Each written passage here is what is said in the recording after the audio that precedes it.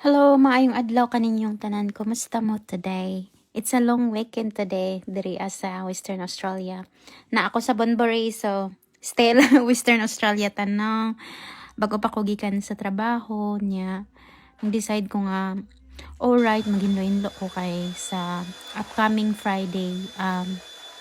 Naaman may inspection diri sa akong giabangan.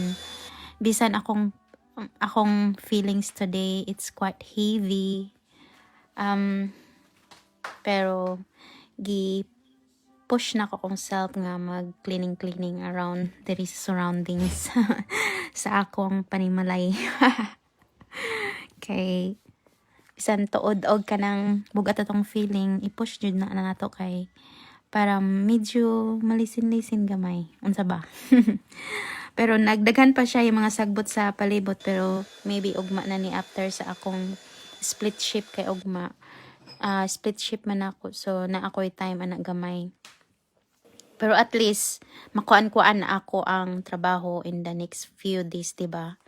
So anyway, og naabot mo diri sa pag-watch sa akong video, salamat kaayo. Mao ni akong update, living alone, charot. Life update di ay. Life update diaries.